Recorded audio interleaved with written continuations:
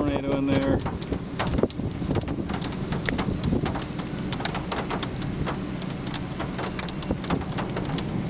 Skinny tornado, funnel, Shirley tornado, coming this way. 525 west of York. Fire truck with lights on just went blasting west.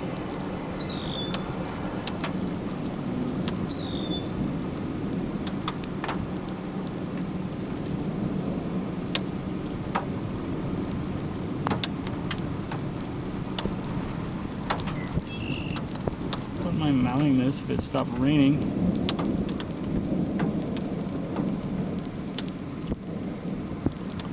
Looks like it's got something to the right of there. Maybe be the next one.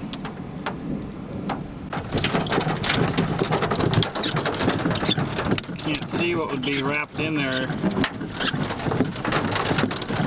It might, if it wraps it up, it might do it right in the middle of the bow and it kicks out ahead of it.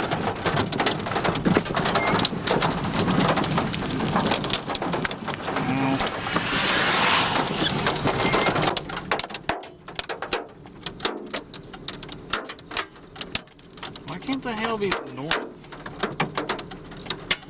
Why can't there be a tornado on the ground? Here's a case of fairly confusing structure where it's not very clear cut. In a way, basically that big tornado happens way back off to the right in the rain.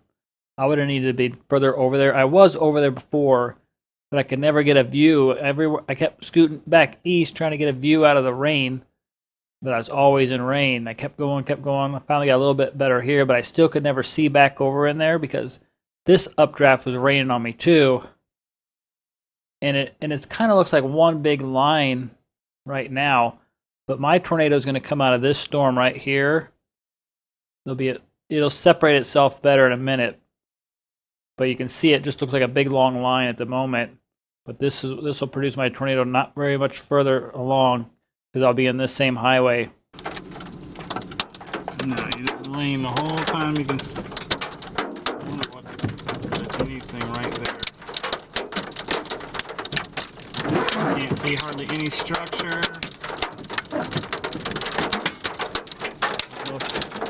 Something right back there. Into the piece of crap.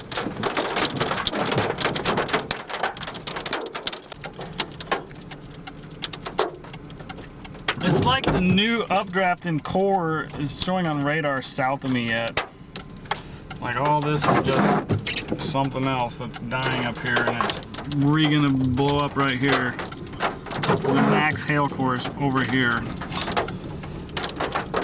Just a mess of crap going by. It's too linear pushing. Here, I can't, if I switch the focus off, I'll be off, but TBS back on that thing. 2 3/4.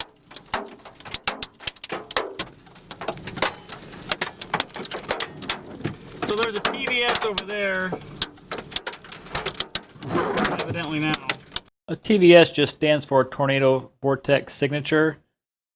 And you can notice on that radar it was right at the hook. You can see a hook back in there. And you can tell these chasers or people were watching that way. I don't know if they saw it. They might have. I wasn't given too much credit back there. I thought this was just so linear. I didn't know it was evidently wrapped back up in there. But this is just north of the interstate, and that tornado, it crossed the interstate, but I think it was getting smaller as it crossed. It might have still been a pretty good sized tornado. I can't remember how the other people's photos went, but some people saw it back there. I was too busy concentrating on that next portion on radar, because you could see it on radar and I could see the base to my south. So I'm like, well, I can't see anything back in here. So I just was focusing on the new updrafts. And then the reform is right here.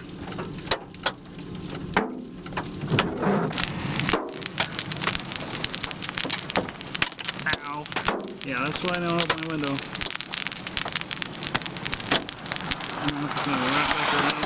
So you have this base here and the big updraft above it, and those south mid-level winds and the upper level winds a lot of the precipit's already passed me to the north. I'm looking south, but a lot of the hail's still falling near here. And you notice how there'll be a growing gap. It's almost like you had just two big rotating updrafts, but then how close they were to each other and all the rain-cooled air, you just kind of had it look more like a line, like a full-on long line. But they're probably just individual updrafts, and they're just so close together. You had a cold air making the clouds, so the line showed. And then as this thing rotates more and more, it kind of maybe pulls some dry air down and clears these low clouds out, so you can see there's an actual separation in here. But they're really close to one another. But anyway, you can see the horseshoe shape already. And there's your dry slot RFD notch. And the storm it'll try and tornado right here, like instantly. Another RFD cut. Well, just a new sharper cut in there will form. The same time as that happens, you get spin up on the ground as this starts to lower a funnel. It's so crazy how they're at the same time.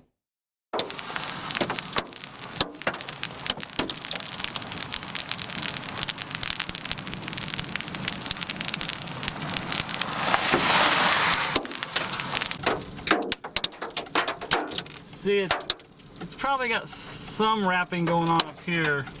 When you follow this band where it wants to re-wrap and dump hail.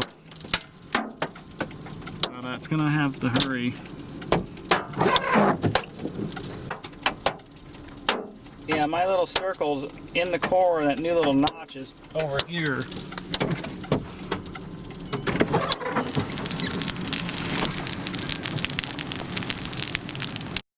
And here's another better look at this. So almost look at due south. You see the RFD notch, or the horseshoe-shaped base of the supercell here, and the RFD notch this way.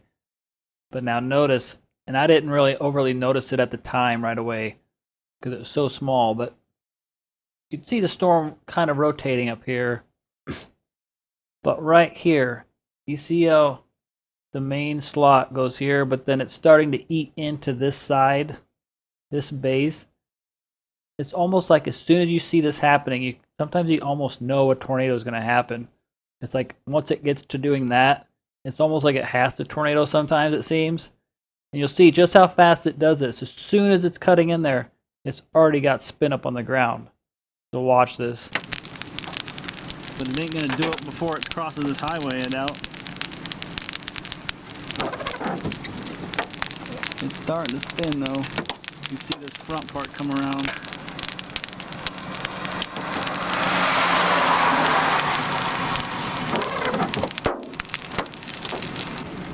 Yeah, look at this.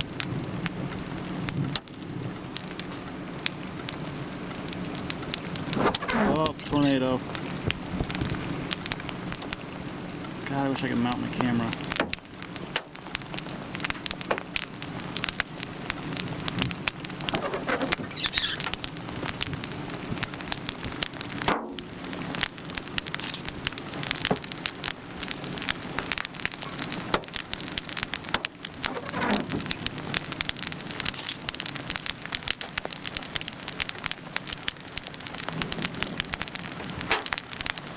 I'm going to try and mount my camera right now.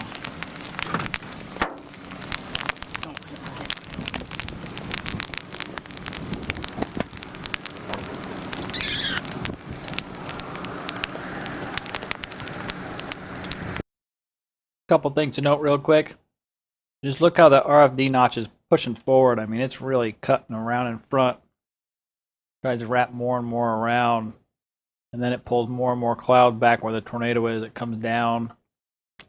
But the other thing to notice is just how high the base is. This isn't the lowest base in the world. It's pretty high. You get taller tornadoes that way. Getting to be on that threshold of too high, it's pretty darn high. The other thing is there's a line of trees. There's a group of trees over here at a cemetery. I was just east of those earlier, and they're in my way when I was trying to look back to the southwest, so I moved over here to get those trees out of the way. Well, then they come back to bite me. I didn't even think about it at the time I'm watching this. I knew the storm was moving north. So I'm like, okay, this tornado is going to move really close to where I'm at. And it was too late. By the time I noticed those trees were in the way, It was too late to move because I was trying to take stills and video.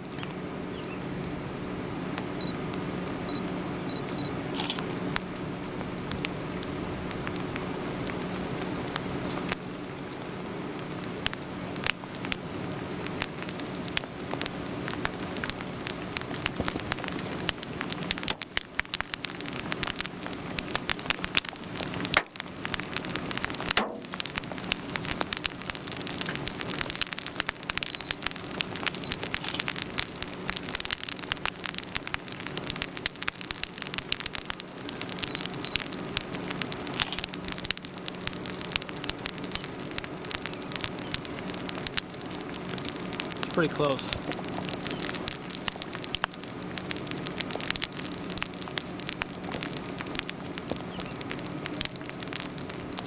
That's wide on this wider angle camera.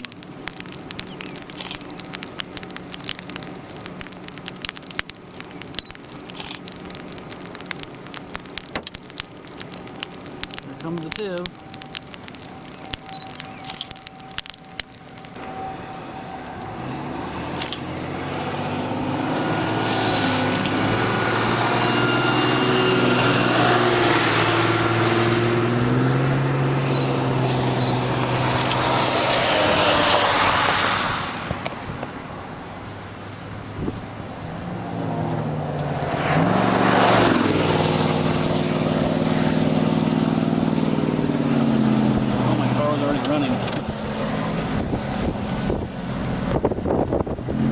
Look above.